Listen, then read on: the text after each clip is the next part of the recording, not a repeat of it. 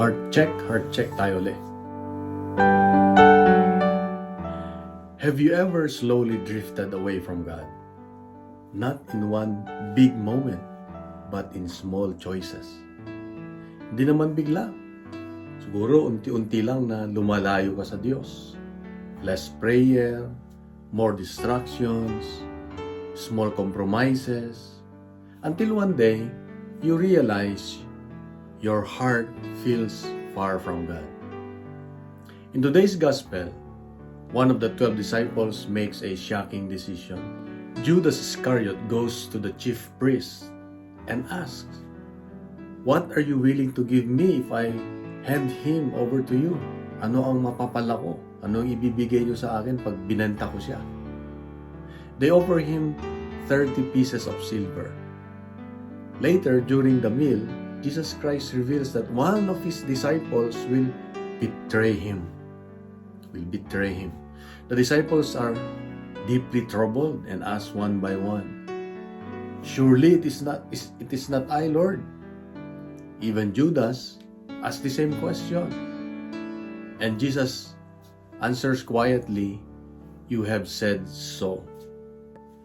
This gospel invites us to look honestly at our own hearts. Most of us will never betray Jesus like Judas did. Hindi naman natin siguro kayang gawin o gagawin yung ginawa ni Judas na ibenta si Lord. But sometimes, we betray Him in smaller ways. Yung when we choose convenience over truth, diba? When we ignore our conscience, kung ano yung sinasabi ng konsensya natin pinapakinggan. When we place our money, our pride, or comfort before God. Yung inuuna natin, yung kaligayahan natin. Nawala si Lord. Hindi naman palaging malaking kasalanan, sabi natin. But many times, small compromises slowly weaken our relationship with God. Yung mga maliliit, small compromises, slowly, pinapahina niya yung ating relasyon sa Diyos. And that's why today, God reminds us of one important truth. Ano yun? That faithfulness is built through small daily choices. Yung mga pagpili natin sa mga maliliit na bagay sa buhay natin araw-araw. Faithfulness is built through small daily choices. Just as small choices can lead us away from God, small acts of faith can also bring us closer to Him. Kaya napakahalaga yung mga maliliit na bagay na nagagawa natin araw-araw. Yung mga desisyon natin araw-araw. Nakaka-apekto ito sa relasyon natin sa Diyos. And today, take a moment to examine your heart, my heart. Is there something slowly pulling you away from God?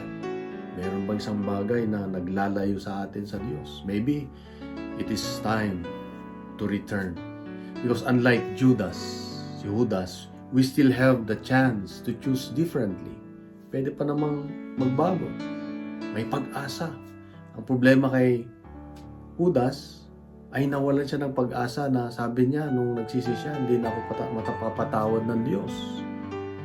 Kaya nga, nagawa niya magpakamatay. God's mercy is always open to those who come back. Ang Diyos ay laging bukas ang kanyang mga kamay para tayo ay yakapin muli at magkaroon ng bagong buhay. And so let's ask the Lord to give us the courage to do what is right for the glory of God. Let us pray. Lord, help me guard my heart from small compromises.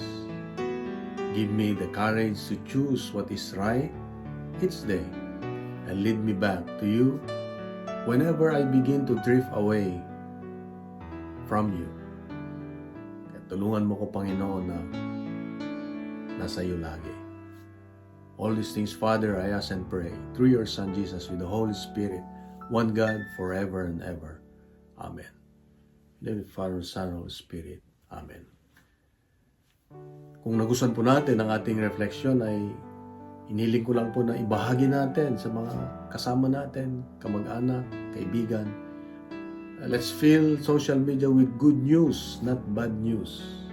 Punuin natin ng good news ang social media. Gawin natin viral ang salita ng Diyos. God bless and God is good.